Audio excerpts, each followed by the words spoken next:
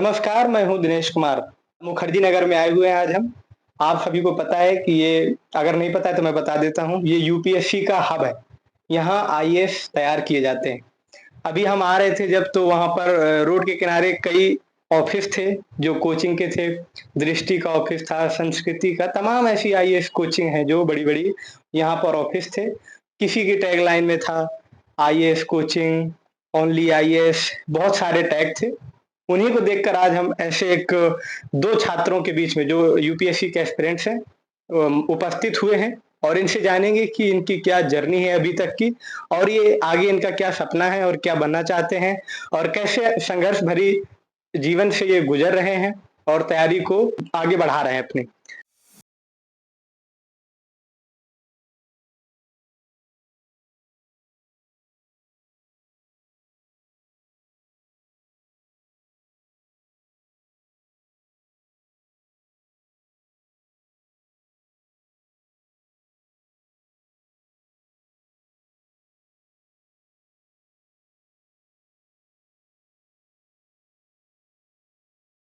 अपना नाम बताइए? सर, मेरा नाम नितेश यादव है। जी, जी। मैं कहाँ उत्तर से हैं आप? प्रदेश के मऊ से हूँ और यहाँ पे मुखर्जी नगर में रहकर यूपीएससी की तैयारी करता हूँ। जी। तो कब से आप हैं यहाँ पर? मैं यहाँ पिछले 1 साल से हूँ। तो आप भाई साहब आपका नाम? मेरा नाम विजय यादव है। मैं आजमगढ़ से हूँ। अच्छा। मैं यूपीएससी की तैयारी जून 2024 में स्टार्ट किया था। मेरी अभी जो तैयारी है चल रही है, अच्छी चल रही है। अच्छा। तो आपको लगभग 1 साल होने वाला 1 है? साल मुझे होने वाला है। अच्छा, अच्छा। आपको भैया? वही 1 साल होने वाला है। मुझे तैयारी मैं तो प्रयागराज से कर रहा था, 2 सालों से कर रहा था, लेकिन 1 साल मैं मुखर्जी नगर से रह रहा हूँ, तैयारी जारी है। अच्छा। तो पीसीएस में भी आप अपना हाथ आज़मा रहे हैं? जी, जी, जी। मैं पीसीएस का यूपीपीसीएस का एक बार एग्ज़ाम दिया है और यूपीएससी का एक बार दिया था। प्रीलिम्स हुआ नहीं था, फिर भी प्रयास जारी है। अच्छा, तो आपको सबसे पहले ये बताइए कि तैयारी आपकी अभी कैसी चल रही है? मेरी तैयारी सही चल रही है। आपकी वैसे? मेरी तैयारी अच्छी चल रही है, कोई अभी इश्यू नहीं आ रहा है, कोई एकदम अच्छे चल रही है। टेस्ट वगैरह में नंबर बढ़िया आ रहे हैं? टेस्ट मतलब अभी मैं एक कोचिंग ज्वाइन किया हूँ, मतलब उसमें जाता हूँ तो उसमें टेस्ट देता हूँ तो अच्छे नंबर आते हैं अभी सही। अच्छा, अभी कोई इश्यू नहीं है। तो उसमें कैसा मतलब डिस्क्रिप्टिव और एमसीक्यू दोनों? प्रीलिम्स को ज़्यादा फोकस करते होंगे? प्रीलिम्स को ज़्यादा फोकस कर रहे हैं लोग। सिलेबस वगैरह आपके दिमाग में होगा एकदम? अभी सिलेबस इतना उतना अच्छे से कवर है। अच्छा, कब आप पहला अटेम्प्ट देंगे? मैं 27 में अपना अटेम्प्ट दूंगा पहला। अच्छा, ये आप मैं चाहूँगा कैमरा पर्सन से कि ये इनका एक छोटा-सा बेड है और ये एक बहुत ही छोटा कमरा है मुखर्जी नगर में, जो कि काफ़ी महँगा भी है। इन्होंने बताया कि कितना कितना किराया भाई साहब इसका? 7,000 पे करता हूँ। 7,000 मंथली। अच्छा, 7,000 रुपए। तो इसमें खाने-पीने का क्या है? खाने का पीजी है, लेकिन उसमें तो मतलब जो खाने की क्वालिटी है उतनी अच्छी नहीं है। जैसे ब्रेकफास्ट तो सही मिल जाता है, जो लंच वो भी सही है, लेकिन जो डिनर का उतना अच्छा खाना नहीं होता। अच्छा, तैयारी के दौरान घर आप कितनी बार हो आए? मैं अभी तो बस जाता हूँ, जो फेस्टिवल आते हैं जैसे दिवाली, होली पे मैक्सिमम जाता हूँ। अभी तो बस उतना ही गया हूँ। वही आपका भी होगा? जी, जी, सेम। शादी-वादी में जाना नहीं होता है? शादी-उदी में कहाँ जा सकते हैं यूपीएससी के लड़के। अच्छा, वहाँ पे तो बड़ा नहीं क्वेश्चन होता है। संघर्ष क्या क्वेश्चन होते हैं थोड़ा बताइए? कितने साल से तैयारी कर रहे हो? क्या कर रहे हो? अभी तक नहीं हुआ, सारे बच्चे यूपीएससी निकाल रहे हैं, तुम क्या कर रहे हो? अच्छा, ये सामना करना पड़ता है? हाँ, मतलब जी, जी। क्योंकि बात हम लोग जहाँ से आते हैं तो वहाँ उस चीज़ का ऐसा माहौल नहीं है। वहाँ मतलब कि कोई एक छोटी-मोटी जो जॉब है वो मिल जाए हमारे लिए अच्छा है। लेकिन हम लोग इसी उस समाज से हैं, तो वहाँ से थोड़ा हट के वहाँ से जो वहाँ की जो बनी बनी परंपराएँ हैं, धारणाएँ हैं, तो चाहता हूँ कि मतलब उसको ब्रेक करूँ कि जो और अन्य जो स्टूडेंट हैं, जो उनके पास खुद का नॉलेज है, लेकिन वहाँ समाज की परंपराएँ हैं, वो उस बच्चों के जो टैलेंट को सीमित कर देते हैं। तो चाहता हूँ कि हम लोग वहाँ से निकलें कि जो और अन्य जो आने वाली जो पीढ़ियाँ हैं, वो भी बड़े-बड़े एग्ज़ाम को फाइट करें और प्रेरणा स्रोत बने प्रेरणा आपके लिए। हाँ, बिल्कुल। तो इसमें एक भाषा बहुत मैटर करती है, तो आप किस भाषा में एग्ज़ाम देंगे? क्योंकि मतलब कि अभी जो मेरी पूरी पढ़ाई हुई है अभी मैं पूरी पढ़ाई मैं हिंदी में किया हूँ, तो मैं हिंदी में बहुत ज़्यादा कम्फर्ट हूँ, तो इसलिए मैंने यहाँ पर लैंग्वेज हिंदी को चुना। आप भाई साहब? हिंदी मेरा भी लैंग्वेज। अच्छा, ये हिंदी में एक चीज़ और सामने आती है कि अंग्रेजी माध्यमों के मुकाबले हिंदी माध्यम वालों का सिलेक्शन बहुत रेशियो कम है। अभी तक हम देखें तो इसका मतलब हमने हिंदी मीडियम से लेके मैंने कुछ रीजन फील किया है, क्योंकि जो हिंदी मीडियम बच्चे हैं पढ़ते बहुत ज़्यादा हैं, लेकिन जो उनका डायरेक्शन होना चाहिए उनका उतना डायरेक्शन अच्छा है नहीं। मतलब कि वो क्या होता है कि जो इंग्लिश है उसको मान लेके इतनी मतलब लैंग्वेज है, मुझे वो आती नहीं है, क्योंकि जितने वो कॉन्सेप्ट हैं, कुछ जो टीचर हैं, तो कुछ चीज़ें मतलब बहुत अच्छी इंग्लिश में होती हैं। तो आप चाहेंगे तो मतलब कि आप इंग्लिश को इम्प्रूव करके वो चीज़ें अगर इंग्लिश में प्रयास करेंगे तो हिंदी की अपेक्षा जो आप अच्छे समझ जाएँगे। तो मैंने इसलिए कोई लैंग्वेज बैरियर नहीं, मुझे कुछ भी इश्यू होता है तो मैं इंग्लिश पढ़ लेता हूँ। अच्छा। अब बच्चे जो खासकर जो हिंदी वाले हैं तो अपने आप को बैरियर मान लें कि इंग्लिश आपने देखा होगा कि अभी तक लगभग कितने सालों से टॉप 10 में कोई हिंदी माध्यम का छात्र आपने देखा? जी। कौन जैसे आप बता सकते हैं कोई नहीं? अभी तो याद नहीं आ रहा है लेकिन है टॉप 10 में हिंदी माध्यम दो हजार बारह पहले जो थे मुझे याद है कि एक रैंक 8 आई थी, एक रैंक 2 या 3 आई थी। अभी तो मुझे याद है 2-3 थे कि जो टॉप 10 में आए थे। 2012 वाले की बात है। सिर्फ एक व्यक्ति आया नहीं, दो व्यक्ति टॉप 10 में आए थे हिंदी माध्यम आए के। थे। तो मतलब आप खुद देख सकते हैं कि हिंदी माध्यम वालों के रिजल्ट कितना मतलब अब भी तो मुझे 1 साल हो गया है। मैं जब कोचिंग में कंटेंट को भी लेकर कुछ इशू नहीं, होता है नहीं, कि कंटेंट जो होते हैं इंग्लिश मीडियम में थोड़ा सा हिंदी के जो शब्दावली है बहुत बदल के क्वेश्चन होता है, उसकी हार्डली होती है। और जो इंग्लिश का जो शब्दावली है वह एक ही में पूरी उसकी मीनिंग निकल जाती है, उसका आंसर लिखने से मतलब बहुत अच्छा होता है हिंदी के अपेक्षा। अच्छा, जैसे अन्य परीक्षाओं में आप देखते होंगे, हम भी देखते हैं कि बहुत सारी समस्याएं हैं। जैसे एसएससी में देख लीजिए आप, उसका पेपर किस तरह का आ रहा है और किस तरह से आंदोलन चलते हैं। तो क्या यूपीएससी में भी ऐसा देखने को मिलता है? पीसीएस में भी आपने देखा कि प्रयागराज में धरना प्रदर्शन चल रहा था, तो यूपीएससी में भी कुछ ऐसा? मैं भी पीसीएस का जब धरना प्रदर्शन चल रहा था तो मैं उस धरने में था जी। और वो धरना प्रदर्शन चल रहा था कि 2 मीटिंग में एग्जाम उत्तर प्रदेश लोक सेवा आयोग करवा रही थी और बच्चों की मांग थी कि एक शिफ्ट में हो, क्योंकि उसमें धांधली बहुत ज़्यादा बढ़ जाती है। अगर 2 शिफ्ट में हो जाती और नॉर्मलाइजेशन का मामला था वो हो जाता तो और मेरिट लो हो जाती, पढ़ने वाले बच्चे बाहर हो जाते, ना पढ़ने वाले बच्चे अंदर हो जाते, ये बहुत बड़ा नुकसान होता। अच्छे प्रशासक मिलेंगे नहीं तो हमारे समाज का विकास नहीं हो सकता है। जी। तो क्या यूपीएससी में भी ऐसी कुछ समस्याएं देखने को मिलती हैं? यूपीएससी में तो उस पर अंदाज नहीं लगा सकते संघ लोक सेवा आयोग पे, वो तो अपनी सारी प्रक्रिया टाइम टू टाइम कराती है, सारे फिक्स है। आप कुछ कहना? जैसे कि मैं जो यूपीएससी है मैं मानता हूँ वो फ्री एंड फेयर संस्था है।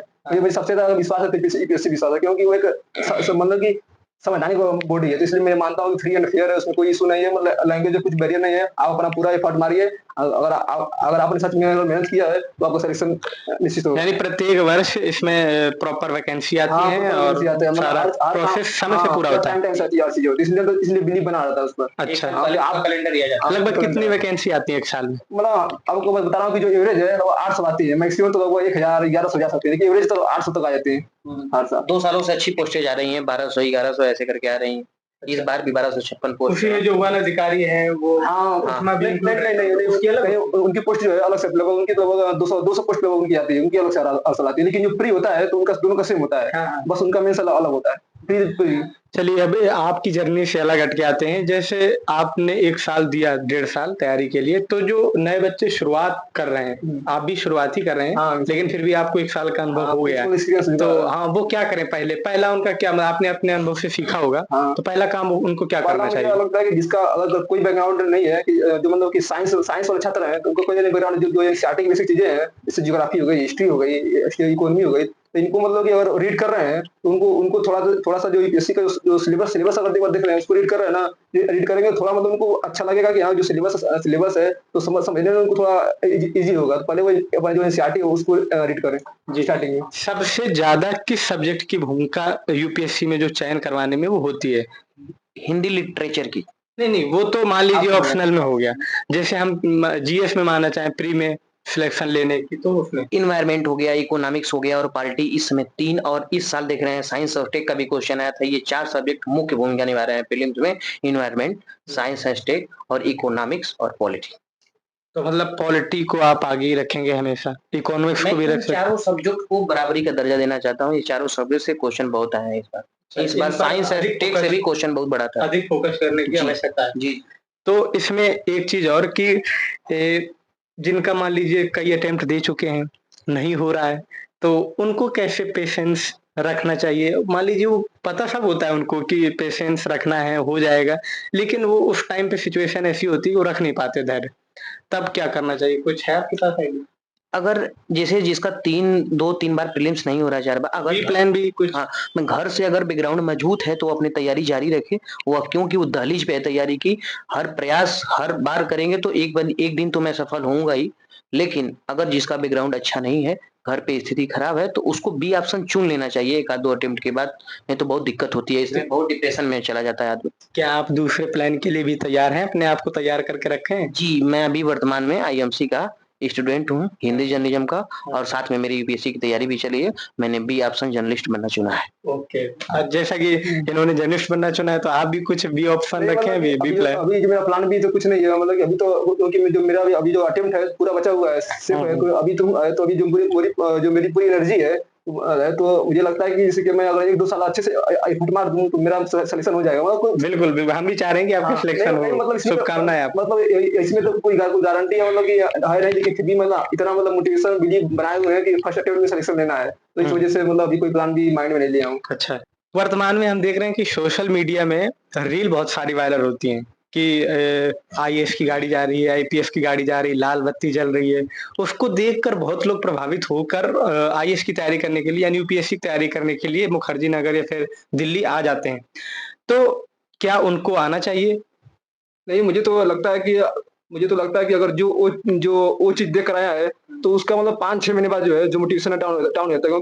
क्योंकि मुझे 1 साल हो गए हैं, तो इससे मैं उसको गाड़ी, जो बंगला-वंगला देखकर मैं उस चक्कर में नहीं आया, यहाँ पर आया था। तो इसीलिए जो मेरा मोटिवेशन है, तो अभी बना हुआ है। लेकिन जो रील्स रील्स जो होती हैं, आप रील्स देख लिए, स्क्रॉल कर लिए, उसका जो जो आपके माइंड में जो इम्पैक्ट होता है, लगभग 1 घंटे होते हैं। 1 घंटे के बाद फिर आप न्यूट्रल हो जाते हैं। मतलब जो आपका जो रियल मोटिवेशन है, जिस चीज़ के लिए मतलब आप जो अपनी आपकी जो आपकी पूरी फ्लेज जो थी भाई, आप किस चीज़ के लिए मतलब कि शुरू किए थे? अगर आप उस चीज़ को पता है तो आपको मोटिवेशन बना रहेगा। अगर आपकी जो जर्नी है नहीं पता है कि हम आईएएस क्यों बनना चाहते हैं, तो आप ठीक है, तो आप 1 साल 2 साल बाद तो थक जाएँगे, उसके बाद फिर प्लान बी बनाकर फिर छोड़ देंगे, मुझे लगता है। हाँ, आपको कहाँ से मिला मोटिवेशन?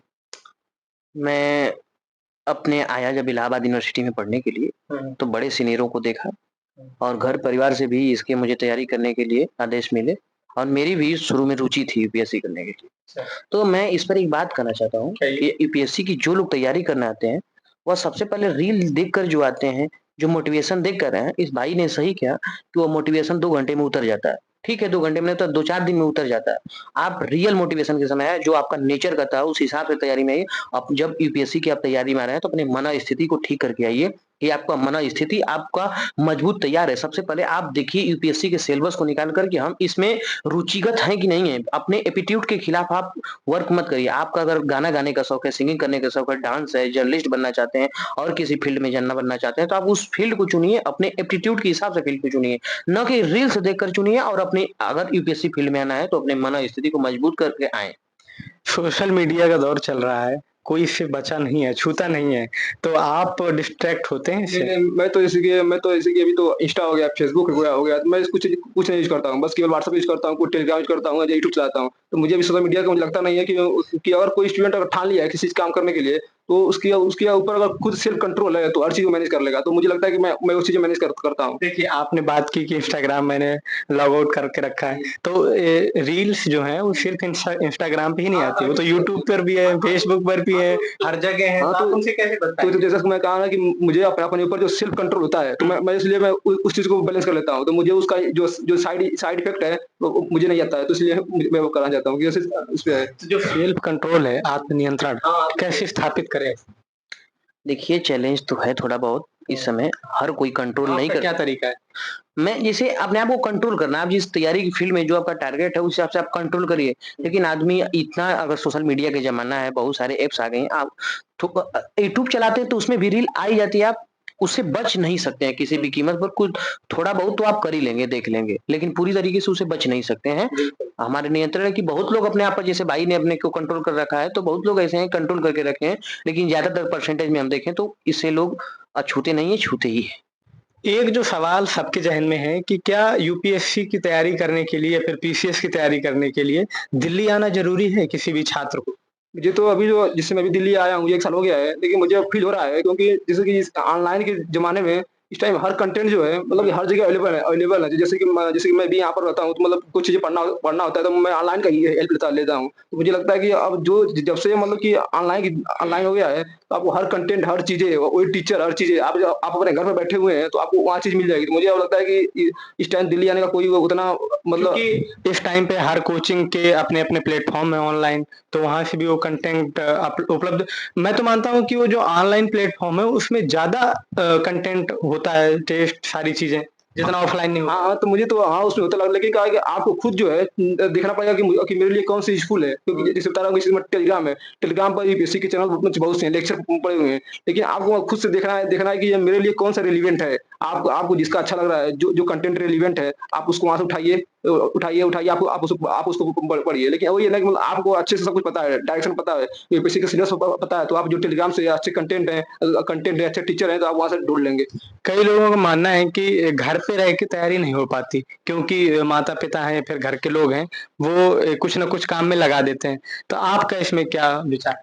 अगर वैसे पृष्ठभूमि से आते हैं, बहुत ज़्यादा आपकी फैमिली में लोग हैं, तो आप अपने अब दिल्ली आने की आपको ज़रूरत नहीं है, सब कुछ ऑनलाइन उपलब्ध है। अपने नज़दीकी होम जनपद में ही आप रह कर के तैयारी कर सकते हैं बहुत अच्छे से। वहाँ पे भी आप फैमिली से दूर रह कर के और बहुत सारी जगह लाइब्रेरी आजकल खुल गई है, वहाँ पे आप पढ़ सकते हैं। यहाँ पे क्योंकि आना दिल्ली ज़रूरी में बहुत सारा ज़्यादा खर्च है, इसलिए जी, आप 10,000 के खर्चे को आप 4,000 के खर्चे में अपने होम डिस्ट्रिक्ट में रह करके तब्दील कर सकते हैं और तैयारी अच्छे से कर सकते हैं। ऑनलाइन है और रिज़ल्ट भी बहुत ज़्यादा दिल्ली और मुखर्जी नगर से मिला नहीं है इस बार। हुँ, ठीक है? बहुत लोग जहाँ-जहाँ से तैयारी कर रहे हैं, घर से तैयारी कर रहे हैं, बहुत रिज़ल्ट वो बेहतर रिज़ल्ट ला रहे हैं। बिल्कुल, शक्ति दुबे इस बार जो टॉप की हैं, हुँ, वो अभी अपने घर से ही रहकर पढ़ी थी प्रयागराज से। अच्छा, अच्छा। हुँ।